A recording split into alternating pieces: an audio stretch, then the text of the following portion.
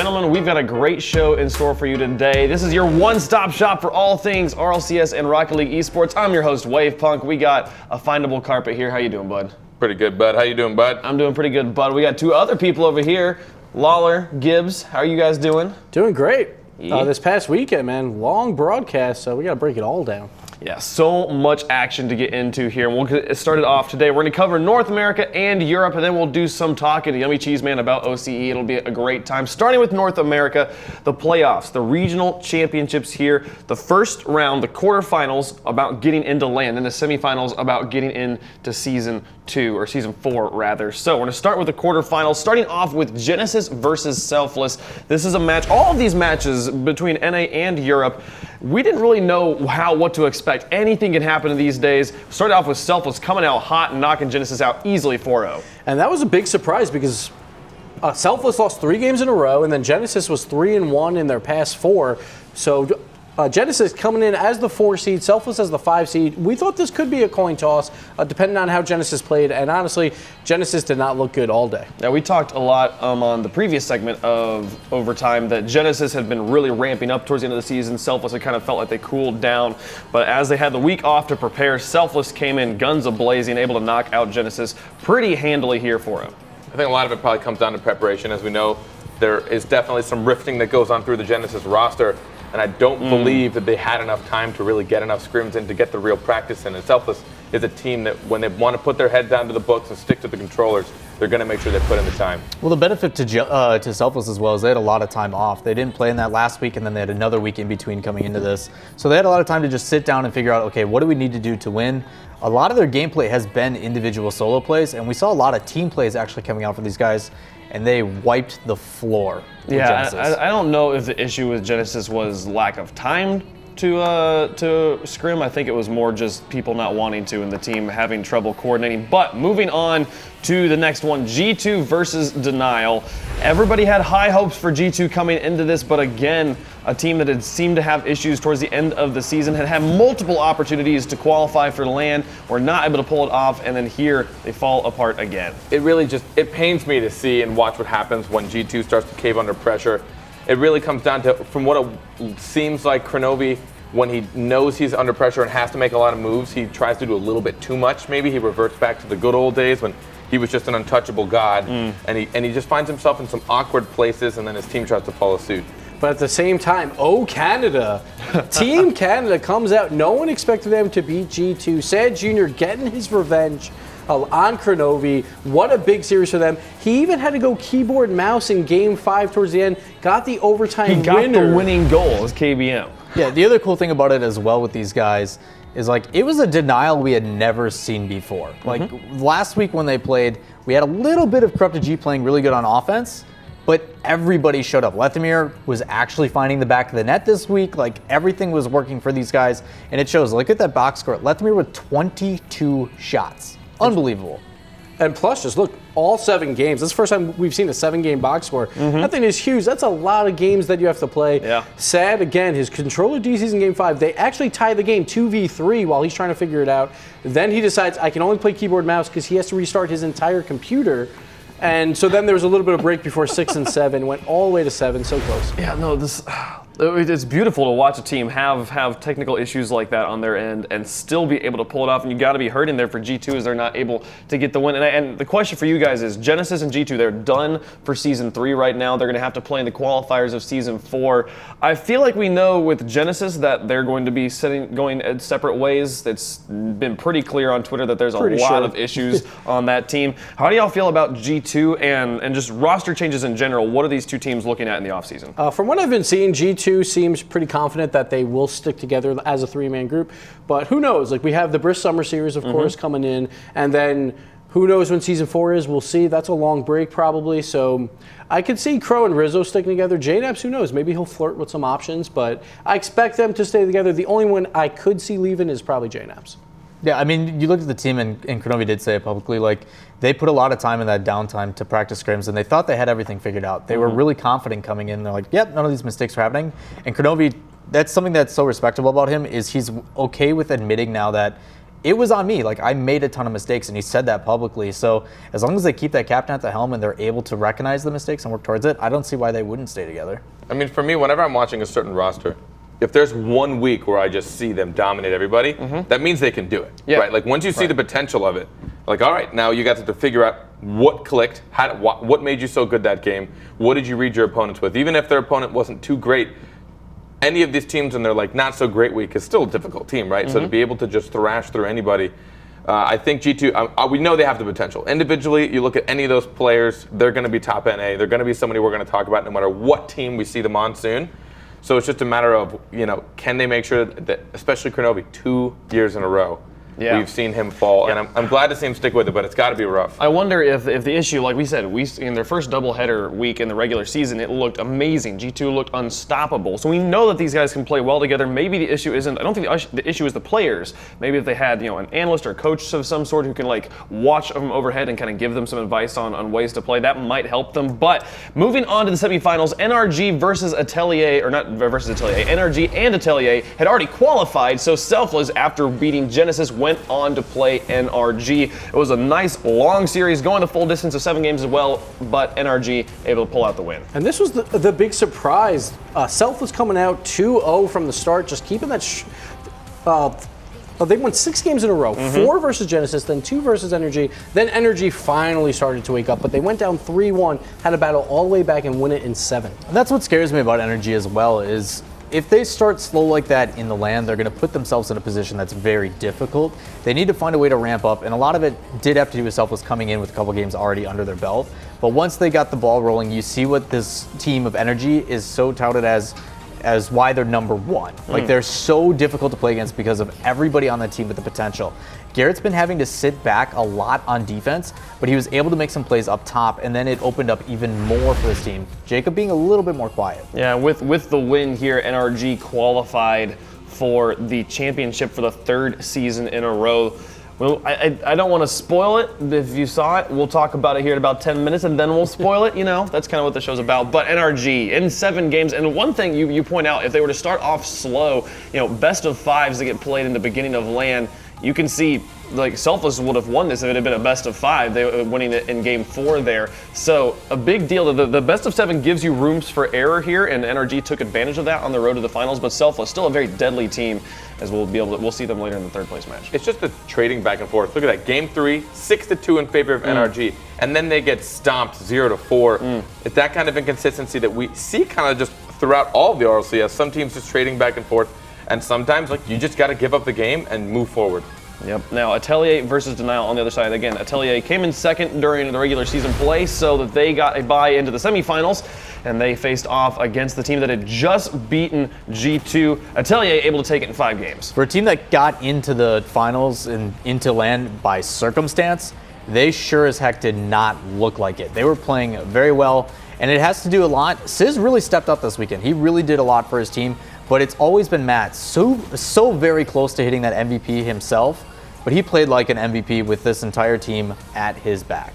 Oh, but that game 2 was so big for them. They were down 1-0, then they were down 2-0. They came all the way back to win that one, and then they just dominated after that. A 5-1 win, then a 6-1 win. So they were really just going off at that point. And then it kind of seemed like Denial, there's a reason why they were a 6 seed, and Atelier showed why they were a 2 seed here. I mean, look at how large that number is. You really rarely see 2 games back-to-back winning, one by 4 goals, another by 5 goals. They really were showcasing it, and this is a roster that I personally, I've always talked about them. Atelier was the team I really suspected would make it this far, but they do well when they have the confidence. Notice the moment that they know they're in LAN, like, you know what, we've hit the goal of the season, we know where we are, and then you just watch them just dominate for this series. Yeah, and with this win here, Atelier qualifies for the Grand Finals of North America, and both NRG and Atelier now have qualified for Season 4. This is a huge deal because, as we've talked about a number of times, players hate playing in the qualifiers. It's the most nerve-wracking part of the season, so they get to skip those qualifiers, and it's huge, especially for Atelier, who does not have an organization. This means that the orgs can look at Atelier and be like, oh, they're going to play in the finals, and we have a guaranteed 5 weeks of league play next season that these guys get to wear our label on the biggest scene of Rocket League. Huge for them, and NRG getting to play for that championship a 3rd season in a row. And plus, that's extremely important for us. Right. Because Atelier, no one wants to say that name. They didn't even know how to pronounce their name. So I'm just really excited to see an org try and pick them up so we don't have to say it ever again. Well, also, just think about them sitting there, knowing they'd have to play against the winner of G2 Denial, and then they get Denial. Like, there's another circumstantial situation they found themselves in. I guarantee you they 100% expected to see G2. We all expected to see G2 there just because of what they've done. And all of a sudden they're like, wait, we're about to play Denial? To be in season 4, like that must have really just thrown them for a loop. Sure, and especially because Denial had beat them during the regular season. Denial had a history of winning against Atelier, Atelier, Attila the Hun, whatever they're called. I mean, that's what Lethmir said in his interview. In his interview, he's like, we've never lost to them. We've got this in the bag. And then Atelier comes out and goes, you sure? Like, you want to talk about when it comes up, when it matters the absolute most, that ease of pressure. And it's something that Turtle's always kind of struggled with as well. As well-spoken as he is, he's always had troubles in times of that kind of pressure. There's something that he's been kind of the foothold for his team in the aspect of when emotions and stuff get high, he's the one that has to bring it all together and square them away. And when you have all this other pressure coming in, and now it's just like, you know what, we can focus on playing our game. We can really focus on just do our best. That's it. Have a good time and really do our best. Even if we don't, doesn't matter. We're still going to see you in season 4. That's fantastic, and I'm really scared for teams that have to play that team at LAN. Yeah, for sure. Yeah, and talking about teams that play teams at LAN, Selfless versus Denial was our 3rd place match here. Selfless getting the win in 5 games, I believe it was, to get it. No, it was in 7 games. I'm sorry. Wrote that one down wrong there. So they went the full distance, but with this win here, this means that Denial, as the 4th place seed from Europe, has to face off against one of the OCE teams. They basically have to play an extra round compared to everybody else, which is, we go back and forth on here about what is OCE going to do. We'll talk about that later with Yummy Cheeseman as well. But Denial is one of the teams who will be facing off against one of the top teams from OCE. How do you guys feel that will affect them? Plus, it'll be the number 1 team from OCE because Europe won the last LAN, so that's why they get the bonus of playing the number 2 seed from OCE. And we'll see with Denial. It's weird because there's 2 different pressure systems going on where the OCE, the number 1 seed is going to have that whole region behind them, but that puts a lot of pressure behind them as well. And then for North America, no North America team wants to lose to a lesser region. Sure. So that's a lot of pressure for a 4 seed to try and keep that alive. Also with the team they would have never played against. There's a huge aspect of just not really well understanding how they're going to approach the field. Are they a quick team? Are they not? And if you're not a team that can adapt mid-series, which we just see some teams lack. Like they show up game 1 and they're just flat the whole series, and then all of a sudden the next series, in league play when they have 2 back-to-back, they just all of a sudden figure it out, right? Mid-series, a lot of people can't really change their mentalities, and some people strive at it. So if you're not a team that can do that, you would struggle against a team who you have no idea what you're up against. The slogan of season 3 was new challengers, old rivals, right? And the OCE is the definition of the new challengers. We've never played these guys in a LAN situation. So how it's going to go, we don't know. Denial's going to have to come in with their A game to play off against OCE. I'm excited to see how that will pan out. But our grand finals for North America was NRG versus Atelier. And the big story was, can NRG do it 3 seasons in a row? Can they be the only team that has ever been the North American champion? The answer was yes. And we knew that basically after game 1, a 6-1 victory. And it was basically solo play after solo play from NRG, just destroying someone from Atelier. And it was always someone different. Jake up here with a dunk over Sizz, and it was just, it was a little gross. And it was just fun. On my computer, I could see a little bit of chat, and I could see them all having some fun. Even Atelier was making fun of each other. I think somebody missed an easy save, and then you saw Matt pick on his own teammate. They were clearly just having a good time, and I'm curious to know if they had felt good about their day. They just went in with positive attitudes, but NRG just came with more fire. I mean, we said earlier, they had already won so much. They had made it into LAN, they had made it into the top 2 seeds, they have a great seed going into LAN, and they had qualified for season 4. These guys had already done so much.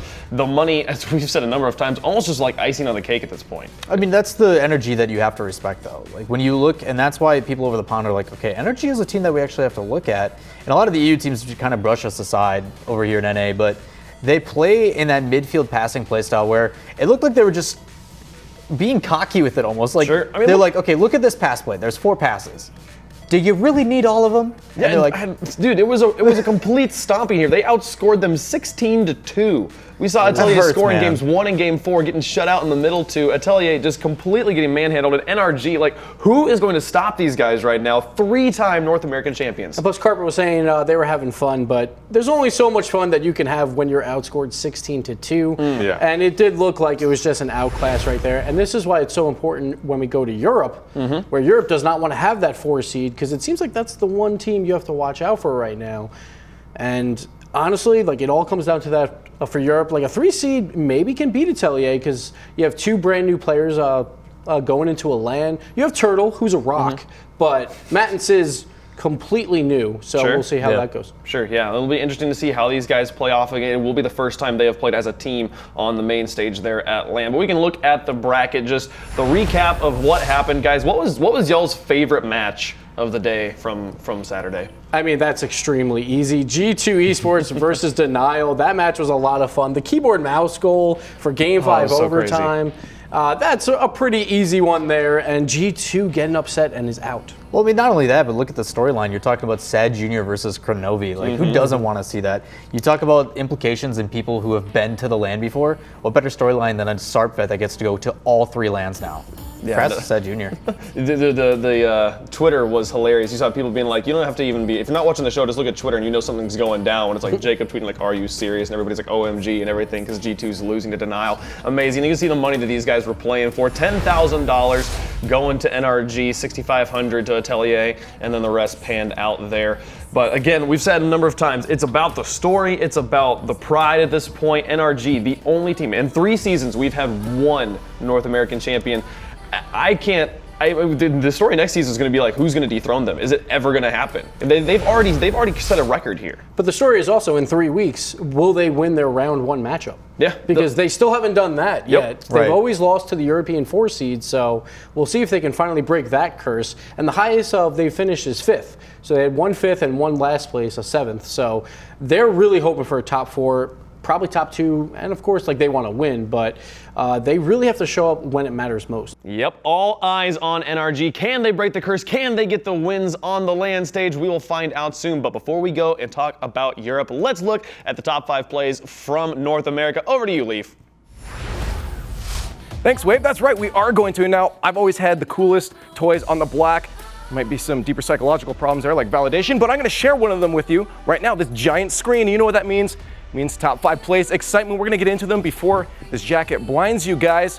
And what better way to start it off than number 5?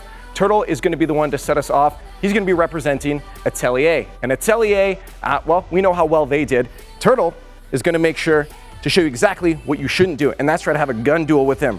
He rocks one of the fastest and most precise shots we've seen in a while, and that pass came in faster than Sultan replaced Panda during the last seconds of their series that last Sunday. Now, he had a teammate in the past, but Garrett's like, I'm gonna do a little bit better. Coming in at number 4, something you'll never see in solo standard, a beautiful passing play. You think this was Team Canada instead of Denial, as they both said, no, sorry, you take the goal points. We had fire to Garrett, to fire, over to Garrett again. And now if I'm sounding like a broken record here, that's appropriate, because Sizz had his turntables all riggedy whacked. Now Chrome's gonna get credit for number 3, but we can't forget about Insol, definitely one not to forget. As he hangs in the air after a double commit, manages to incredibly get a pass. He must have upgraded his Batmobile, because he's looking like Michael Jordan getting so much hang time, and his buddy Chrome with the Kobe. Now, Garrett wasn't done with the top plays, and coming in 4th and 2nd, manages to spark up some offense as Fireburner sends a perfectly placed pass. Garrett graciously grabs a goal with furious faith, securing a splendid explosion. He sets the scoreboard against Selfless in their favor. The faith behind this is just incredible, and I love to see these passing plays come out from all these teams, and that's what most of our top plays are about. But Jacob, once again, the Cobb is on the job, and by no means is this janitorial work. Greeting that ball in the air like an angry parent, he sends that ball for a timeout in the corner, and when that ball doesn't want to listen, he sends it straight to bed with no dinner. Reading a corner roof bounce like that ain't easy, and let's just say, hashtag Jacob things, and as Carpet said, just look at that. Jacob has been performing fantastically this season, and a lot of people have, including people in Europe. We're going to go to a break, grab some drinks, some popcorn. We come back, we got that EU recap.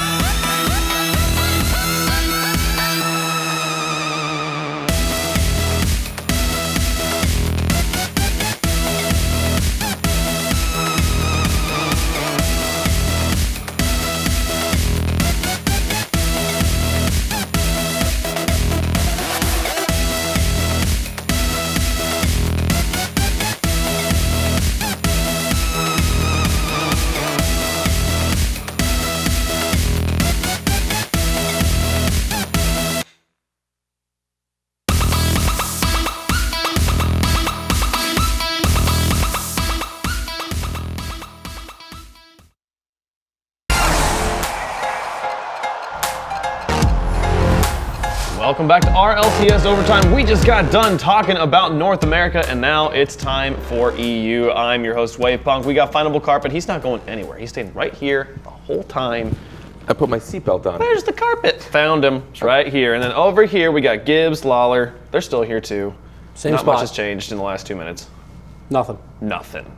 But everything's changing over in Europe. All sorts of teams winning that we didn't expect to win. All sorts of teams losing that we didn't expect to lose. It was a crazy day. There was a possible 42 games. I think we got 38 of them. It was so long, but it was great Rocket League all the way around, and we can get started with the quarterfinals. First matchup was Gale Force versus Mocket. I expected Gale Force to take this one. Gibbs didn't, though, and Mocket ended up with the win. This might have been the greatest day of Rocket League history of just all these teams playing so well. And Mocket really showed up during the series, but Gale Force was so close. It came down in Game 5, almost a 5-minute overtime, and then the league play MVP K-Dop scoring that goal. A lot of us went into this series thinking about, okay, Gale Force is starting to slow down a little bit despite having a really good season. Mocket doing the complete opposite. Started slow and started getting better. Mocket didn't slow down at all. K-Dop and Fairy Peak really working well together. And the biggest one, Fairy Peak got involved. A lot of aggressive play up front opened up the field for this team. I was mostly triggered because Gibbs has been pulling for Mock all season, and I kept saying, I don't see it, Gibbs. I don't know where it is. They haven't been doing it. And of course, today, of all days, Mocket performs better than almost every team throughout the entire day. They do so well. Yeah, no, it was crazy how Mocket was a team that Gibbs was building up at the beginning, and then throughout the whole league, we're like, oh no, we just don't see it. And then today, of all days, was the day they heated up, able to go the full distance. They end up being our European champions, but we'll get to that more later on. 6 games is what it took here for Mocket to get the win. And it was just a heartbreaker for Gale Force. They tied the game with 25 seconds left in Game 6.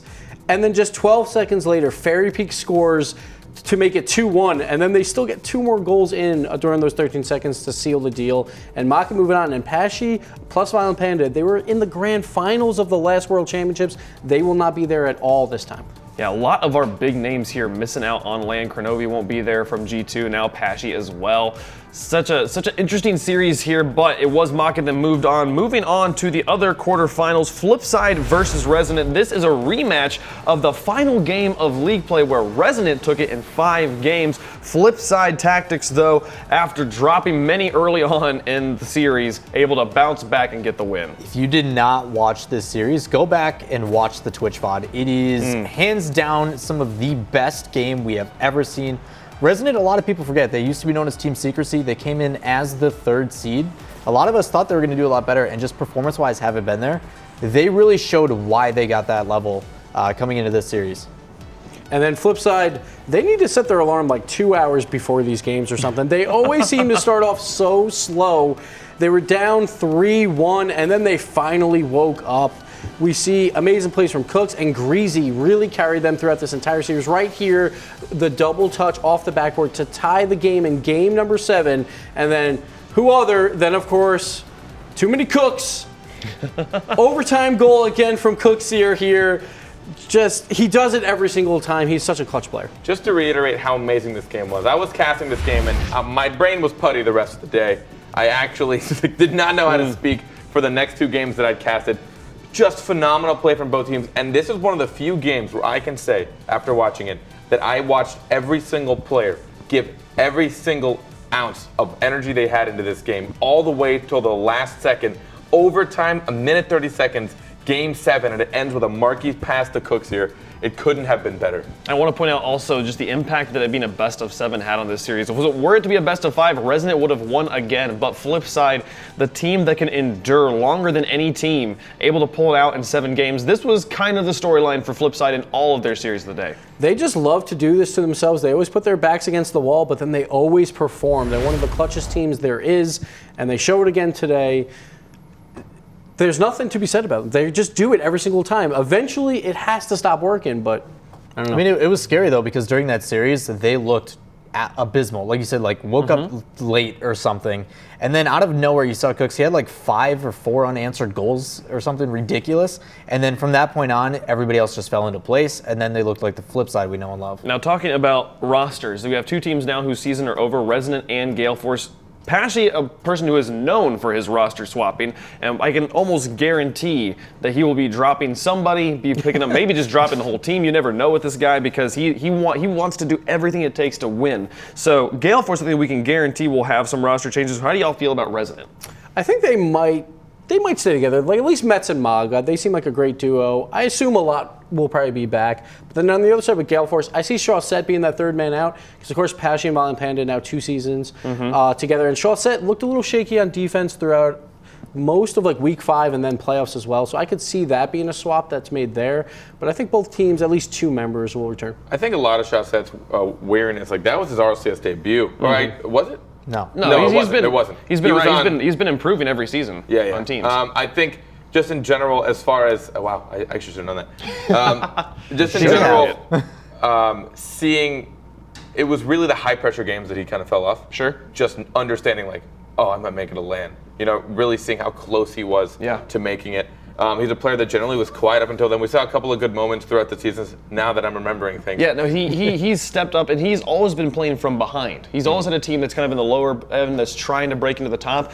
Gale Force was the last undefeated team in Europe. They were on the top for the longest time, and that sort of pressure, it takes a different sort of mindset to be able to stay at the top and play from the top, you know? And it could easily have been the situation with Chaussette, that he just did not have that mental game. And plus, though, Gale Force, they didn't play anyone that tough their first 2 to 3 weeks of the season. Their real test was week number 5 against 2 4-1s, and then they didn't perform. So we could see that coming into playoffs where Market went 2-0 in week number 5. Yeah. Now this gave us our top 4 teams for Europe as we had our semifinals lined up. Northern Gaming, the number 1 seed from the regular season, went up against Market after their defeat of Gale Force for our first semifinal match.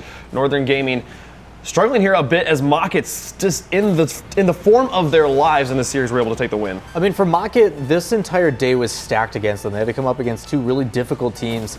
But the perseverance for this player in KDOP, he won MVP this season. He showed it yet again here, all over the field, pass plays, shots, whatever he needed to do to put his team on his back and secure victory. To get the win and move into not only land, but then also secure a spot for the next season, like, unbelievable. K-Dop, like, is regarded, in my opinion, as probably, if not one of the best players, if he is not the best player in the world right now. And this series just went back and forth. Game 1 to Maki, Game 2 to Northern, just back and forth the entire way. And Maki got outscored this year. It was 14-9, but there was 5 one-goal games. Maki won 4 of them. So hats off to them. They show up when it matters most. They had 2 blowout losses, but again, Northern Gaming only winning 3. So Maki moves on, and this was a really close set. And I thought it would be, but I thought Northern Gaming would just squeak it out. And it was a big set for them because no Maestro at LAN. They wanted the best possible seed, and now they're battling out for a 3rd place spot. This game was just so big for Northern Gaming, especially knowing that they're not going to land with their full roster. This was a chance for them to at least secure a Season 4 spot, at least ensure that they will be able to have more opportunities to prove themselves, and not being able to come on top. But as Gibbs said, just back and forth, just trading with wins all the way to the very end. I mean, just building up pressure every single game. No one really had the full lead, and Northern Gaming just caved under pressure. I mean, the crazy thing too in this game is Mystic doesn't get too much credit. He's more of a support player. He just fills in the role. He literally, we want to talk about like how we saw in that Flipside Resonant game, everybody giving every ounce of their power. Mystic would literally attack from any side of the field, doesn't matter where he was. He would go head in, get a 50-50, fall back, get boost, and then go right back in again. He did it like 8 times in a row, and I'm just like, I guess it works. Like, but you want to talk about doing everything you can to win? Mystic, shoutouts to him. Yep, Mockett doing well to qualify for the finals there. The other match, the other side of the bracket, the semifinals of the Leftovers versus Flipside. We saw this match back in week number 1, and it was a thriller. This match didn't disappoint either, but this time, Flipside gets its revenge on the Leftovers. And Flipside again, though, set your alarm clocks or something to wake up. The first 2 games go to the Leftovers, and it was a blowout in game 2, 6-1, and then finally Flipside woke up and started winning some games here. 2 teams that actually do better when they've lost the first 2 games. So it really came down to who won the first 2. They were probably going to lose the series. I think a joke got made during the broadcast. The Leftovers won the first 2, which means they were probably going to lose just because they generally need that fire. At least that's what they've shown all season. But Flipside Tactics, as Gibb said, they took a while to ramp up, but when they are up there, they're so tough to beat. And then plus they had 7 games to do it, but when we go to the World Championships, most of it is just best of 5, so they're going to have to wake up a little bit sooner here. But Flipside, once again, being down by 2 games during the series, coming all the way back and winning 4 in a row here. They won 3 in a row to close out their first series. They move on to the finals. Once again, they will be at least a top 2 seed for all 3 seasons now. Yeah, we've seen, do you remember that Flipside just one series before this was 1 game away from being eliminated from Season 3 and from not playing at the LAN. And then here we see them qualifying for top 2, auto-qualifying for Season 4, and playing for the championship for a 2nd season in a row. And it's Flipside, just doing Flipside things. They love to lose and then battle all the way back. They just got to figure out a way to trick their minds into thinking game 1 they're down 2-0 already. I mean, it just goes to show how Rocket League is really that dedicated. Like, if you don't put the time and effort into it, it can be make or break at any moment. Like, these players talk about having to practice so many hours every single week and how crucial it is. You look at how many players are from the original start vets going back to LAN, as well as players that have been to the previous LANs going back, and it's actually pretty few now. There's only like 4 or 5 from each region that actually get to go back and compete. It's cutthroat out there, man. It is so difficult. The advantage of being a veteran going to LAN is big, but it doesn't really help for the 8 weeks of online play that it takes to qualify and to get there, and you have to play it every single step along the way.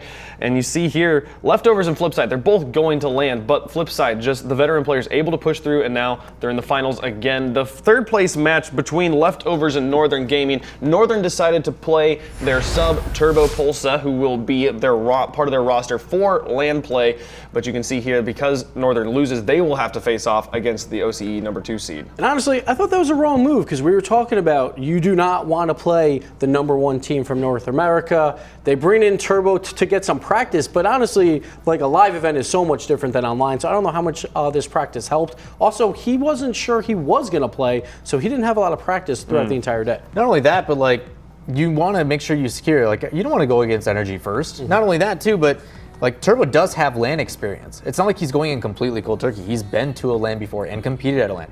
Didn't go that well, but he was still there. Certainly was, but Third place, leftovers. After dropping to Flipside, will secure the number 3 seed moving into the LAN. Now, for our grand finals of Europe, it was Mocket versus Flipside.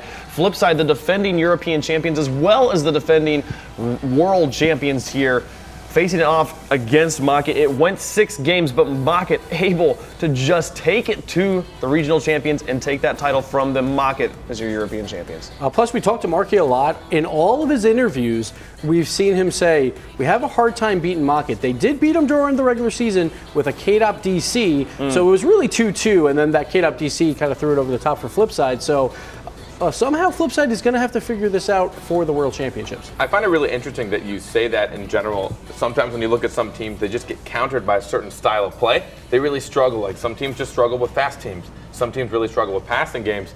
And you look at here, I mean, honestly, up until this day, I really hadn't seen Mocket impress me in a huge way. I know they were good, and I know individually these were some of the best players. But throughout league play, I never pegged them to be regional championships. But I guess I should have listened to Gibbs. Yeah, I mean, for some weird reason. Team history is really crazy with these teams. So obviously these guys played again in week 1. Went in Flipside's favor when they looked really hot. But before that, it had been like 2 months that they had last beaten this Mocket squad.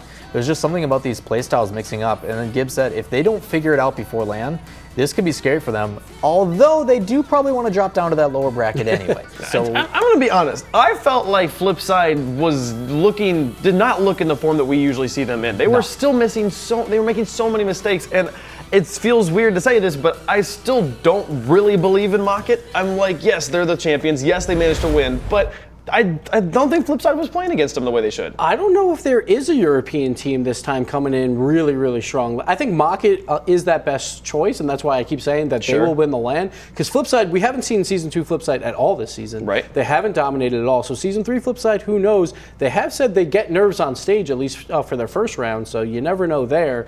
Europe is still a better region than North America, so that's why I think Mocket will prevail. But Northern Gaming, probably the best team in Europe right now. They won't have their 3 They won't starters. have Maestro, yeah. So it's like that was kind of the easy answer, the easy go-to of like who would win. I was gonna be Northern, but Maestro's not there, and it's so hard to like look at the leftovers and be like, yes, they can play up to Flipside's level, but it's their first time at the LAN. It's so hard to look at that team and be like, oh yeah, they're gonna come out and just the rookies are gonna win, you know? Yeah, a lot of people love to talk about, oh, North America's better, oh, Europe's better, and people are saying, well, Europe has more depth, right? But a lot of times, what does that mean? When you see teams at like 1st seed and 6th seed just going toe-to-toe and being tied, does that mean like no teams have true consistency where everyone's that close? And as we see, the final day was absolutely amazing. Every single series going to either 6 or 7 games. But as Wave said, there were some teams that we see that should be playing prime constantly, and they really weren't. Flipside taking so long to ramp in. Team like the Leftovers, who I really want to have faith in, and they're a team that I think will do pretty well, but even they have their off weeks where they lose to teams they shouldn't. And as much as you want to talk about a dominant region, I think they have just as many flaws. Yeah, for sure. And if we look at the bracket, just as a recap for how the championships went, I know everybody's favorite series was Flipside versus Resident. What was you guys' second favorite series? I would have to say Mocket versus Northern. It was a rematch kind of from the grand finals where the only time we've ever seen a 7-game series in a live event went to Mocket as well. Of course, this is a brand new roster, but Northern Gaming just can't find that Game 7 clutchness. So that really hurt Northern there. Then Maestro bailing out, so they get the 4th place spot. I mean, for me, I just enjoy the Leftovers in general. Like their story as well, like how they came together and everything. Plus the fact that like just Siki himself is now going to every single LAN with completely new rosters each time, and the fact that you can't count them out. No matter what happens, even if they drop the first couple of games, it doesn't matter. Just keep your eyes open. Yep. They may come back and reverse sweep you. Yep. You can look at the prize pool, what these players were playing for. It's Mocket that goes home with the $10,000. Flipside gets $6,500, and then it pans out here. Again, the regional championship title, so important. Such a nice bragging right and cool storyline. Mocket gets it here for Season 3. And then, of course, the juicy bracket will have to face probably a number 4 seed from North America. So that's nice for them during their first round matchup. And they're looking really strong. I don't know. I think they can win it. We'll see if they can pull it off. But before we talk about the championship, before we talk about the LAN, let's look at the top 5 plays from Europe. Over to Leaf at the Telestrator. Yes, Wave, let's do that. I've been waiting here for a while. We just talked about North America before. Now we went over Europe, and now it's time to look at the top plays. Europe certainly didn't let us down. They also had 5. How convenient. And bringing us off at the beginning of that one is Devo. Now, Devo has been legendary throughout this entire, season. And while I may have wasted my creativity on the top 5 North American plays, Devo certainly hasn't wasted any of his signature double taps throughout the season. It goes to show how great players are getting that this insane shot is going to be followed by 4 other plays. And 4, logically would be the next number. Coming in there is Cooksier. Cooksier's a legend. You guys all know the name. He's a household one when it comes to Rocket League. And finally, he decided to play with 2 hands halfway through the day. But this was one of the one-handed shots, as he needed a protractor for the other. With the help of the I've taken 100 million energy drinks today, Greasy Meister, he stays in the play to nab his team a 0-second goal for overtime. We say a lot of clutch moments for Flipside. This was just one of them. Number 3 is going to be Sicky. And there's a reason Sicky has 2 eyes at the end of his name. Well, it's simply that he's just extra sick. That ball living on the edge longer than Aerosmith could ever dream of. And with a little deja vu, Sicky remembered the wall shot he had from an opponent's end just a couple weeks ago. And of course, he tries again with success. Originally calling that the Sad Junior, I think I'm going to switch it called the Sicky. Now, we alluded to it before, and now's the time to make the reveal, but Greasy Meister nabbing that second spot. Just when I thought they were going to go to overtime, Greasy goes into overdrive. An original save here, he gets a smooth landing, and it's so important to pay attention to that because without that smooth landing, he wouldn't have made this second save. Absolutely incredibly clutch. Greasy Meister grabbing your second spot, and of course, your number 1 spot. Greasy stole my voice and my heart during this series. I'm getting goosebumps just even thinking about this again. With 1 minute left, he gets an insane double tap pass to Markey, who ties them up in game number 7, resulting in an eventual win and land spot for his team. Now, you can go back and just watch this series, which I highly recommend, or you can go back and watch all of the plays that happened this weekend on the Twitch VODs. Do not want to miss anything. Overtime's great. Watching the whole thing is an experience in itself. With that, we're going to go back over to Wavepunk. Thanks so much, Leaf. Can he just do that all the time? That's way more fun than us just sitting here watching the plays. When he knows it, and the Greasy Meister was crazy. Was so crazy today. I don't. It was that entire game. I got it. Me and Leaf were sitting there. We were looking at each other. I'm glad that the camera's never on us because honestly, I do some really weird things when I'm not on camera. And I'm getting. I think Leaf beat you to that this week. That's true. That's true. But just in general, with a minute left, nearly watching your world champions get knocked out, and then seeing a player, Greasy Meister, who when he originally got put on that roster, we were all a little worried because how do you live up to Mike Rules, right? At the time, Mike Rules was so good. And to watch him pull that off just to make sure his team makes it to land, it was just one of the most amazing moments I've ever been a part of. Yeah, puts his team on his back and carries them all the way to land. We can look at the bracket for how it will pan out at the World Championships at the Wiltern. It might look big right now. There you go. Look at that. There's where we're going to be starting here. Denial will be facing off against the number 1 OCE seed, Northern Gaming against the number 2 OCE seed, and then the matches we have right now, Flipside versus Selfless, Atelier versus the Leftovers. And we're saying here again that North America probably a bit weaker, but Europe has a lot of flaws, so you just never know. Plus, home turf once again for North America. So we'll see if NRG can beat Northern Gaming is the most likely matchup that they will get for their first round game, but that's not easy. Absolutely crucial in this off time as well. They got about 3 weeks before they get to these land spots. Number 1, obviously, figure out the kinks of what's going on. What made you guys get to this place in the first place? Exploit it. Number 2, do some homework on these teams. Look across the pond, find out why they're as good as they are, and study it. Please, come prepared. Put some really good games on for us. I know you guys won't disappoint. Yeah, speaking of looking across the pond, we got 2 ponds to look across. And now OCE is here for the first time on the main stage of Rocket League of RLCS, and I am excited to find out what they are bringing to the table. When we come back, we're going to talk to Yummy Cheese Man about the players in OCE. Who is coming? Who does he think is going to make it? Who's going to fill out those number 1 and number 2 spots? We'll find out after the break. Don't go anywhere. We'll be right back.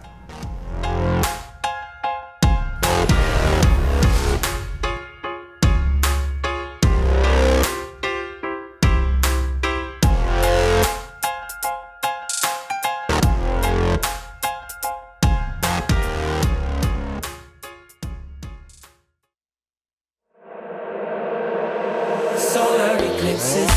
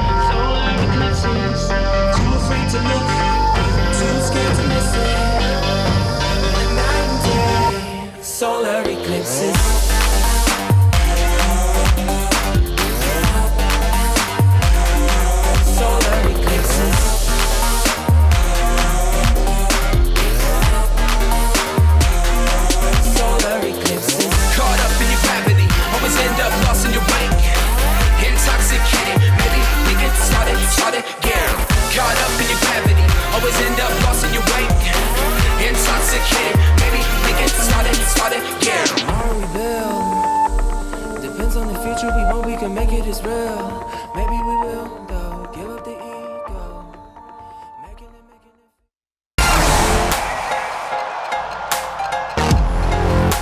Welcome back to RLCS Overtime, ladies and gentlemen. We've talked about North America, we've talked about Europe, and now it's time to talk about OCE.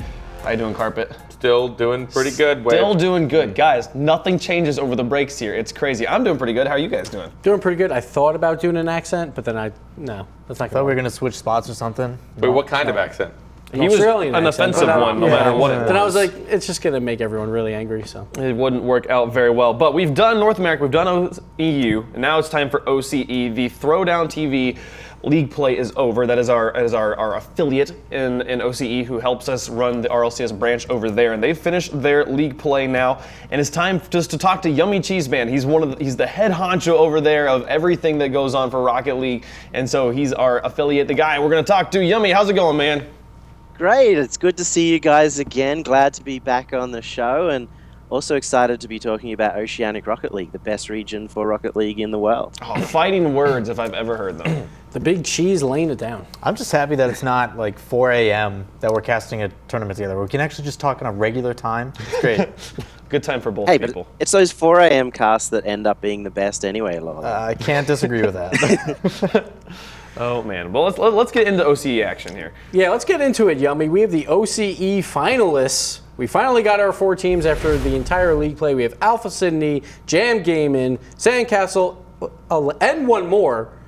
But not Which is a one team more. name. That's a the team team name. name is Actual actually team. one more. That's the trolliest team name we've had. But I want to talk about them, Yummy. They came in 4th. They had a big 5-game series in the final week to clinch their spot. What do you expect from them here? It's interesting for one more. I think they're a real up-and-coming team. They're the underdog coming through, and they're a very interesting team. They have Cyrix on there, who used to be on a team very differently called Another One, a completely different team name, and now he's on one more. And after Throwdown Season 1, where they made the finals there as well, he's come back and made a completely new team for one more, taken out 2 of their players and brought in 2 rookies, Shady and Elusive. So you've got a really interesting combo, because Cyrix is the only player in Oceania to have been to every single LAN event. Still never come first, but he's been to every single one. I think 4 in total. And you combine that with Shady and Elusive, who just had their first LAN event just this weekend, the IEM finals. And so it's the experience with the juniors, and they've got a good chance, but we're going to really see how they go. Well, I mean, you want to talk about teams with experience. The next one up is Sandcastle, a team that you're pretty comfortable with. And I also know you have a pretty good Dumbo impression, if I hear correctly. Is that true? Dumbo! He's the Aussie surfer, dude. He just loves the old Rocket League. 4,200 hours on that guy. Wow. I'm going to end the impression there. It's too much. There's too much Australia for one stream, but 4,200 hours on him. He's combined there with AoE Amp and the new addition Snarf, and they've grown very quickly over the season to the point where they were able to take down Alpha Sydney. Huge effort, and I'm starting to really toss up who is going to go through as Sandcastle, even though perhaps the newest team in terms of name, coming out at the end of November. They've got a lot of experience amongst the players together. And so, fun fact actually, about 1.5 years ago when I ran the PPL, Jam Gaming had signed up. Oh, really? And they were in our Division 2. But I'm really curious, they're right now 2nd. They're a team that probably, I know, has done really, really well. But Yummy, I'm curious to know how you think they're going to fare, especially with the experience they've had.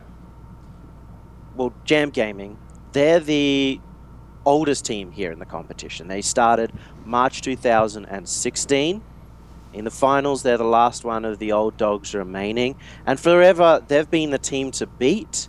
So it's just whether it's their time to shine again, because all through last year, they were the dominant team. They wrecked Oceania, and even at the beginning of this year as well. And since they've brought in Express, one of the favorites here in OC, one of the best players around, they haven't synergized well, but there's that mechanical brilliance that could really bring them through, with Monty Connor holding that midfield spot really well, and Bango probably putting on the most montage goals of anyone in the competition. Man, so then the last team we want to talk about here, Alpha Sydney. If there's a team that just by the name sounds like the top team in OCE, Alpha Sydney, like we're number one and we're the capital, that to me sounds like a big dog. How is Alpha Sydney pairing up against the rest of the competition here? Sydney's not the capital of Australia. Canberra is. Oh, wow. That is me being an American right there. That's some NA geography, right? Oh, Alpha shame. Sydney, they're called Alpha. They're not Beta Brisbane. And You're telling me there's more it than is one for a city reason. in Australia? There's more than one? I'm kidding. I'm just trying to make it worse. Keep going.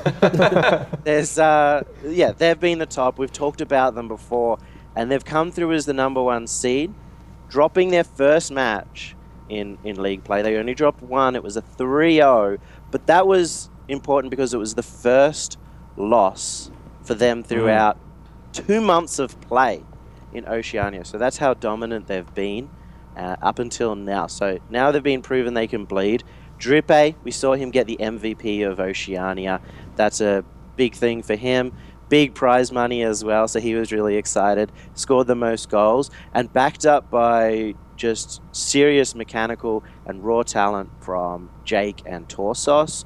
The three of them, importantly, are all very, very well-rounded players and good all over the pitch, and that's how they're winning right now. Were you surprised by any of these four teams making it into the finals? Look, all four of these teams, they made it into Throwdown Season 1 finals. So they are the top four teams around the region. And so I'm not surprised that they made it in. I'm really surprised, though, that there weren't any big upsets. A couple of other tournaments around with LAN finals or big finals have had other teams making it through, as you'd expect. There's always going to be upsets, but not this time. And I'm really excited for the Throwdown finals because it's just going to be the best Oceanic Rocket League. So you say there's no surprise teams here, Yummy, but you had a surprise result with Sandcastle, the 3-0 over Alpha Sydney, the number one team who hasn't lost in 2 months. Is it a clash of play styles? Like, how do these four teams line up play style wise, and do you think that could pose some threats to a team like Alpha Sydney? Well, Alpha Sydney are going to be really glad that they came through as the number one seed and avoided Sandcastle in that first round, because amongst those top three, Sandcastle, Jam Gaming, and Alpha Sydney, it does appear to be a rock, paper, scissors. So it's whether you get the right matchups in that double elimination final bracket, because top two go through, it's not top one, and it is going to be based on who they verse. So with Jam versus Sandcastle, first round, Jam typically have it on Sandcastle. They 3-0'd them in league play. They're going to have to worry about whether Alpha Sydney get further up or further down in their first round, because Sandcastle are going to want to verse Alpha Sydney instead of Jam Gaming. Well, that's a perfect way to bring it to this next question then. I mean, you talk about all those teams kind of like a revolving door. They're all competing really close. But then between Sandcastle and Jam, I mean, who makes it? Ooh, that's actually a really difficult question right Good. now. Jam versus Sandcastle, they versed each other in the first week of league play, and literally the week before, Sandcastle were running a different team. So it was their first time playing with Snarf, AOE and Dumbo as a trio.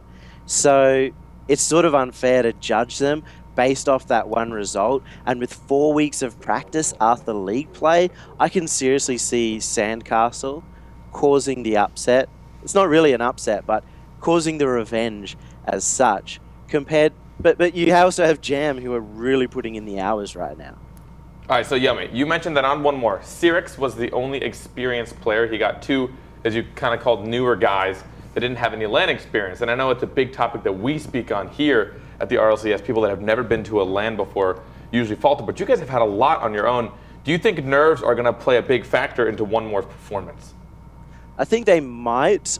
One more, I think they're really, really hungry for it.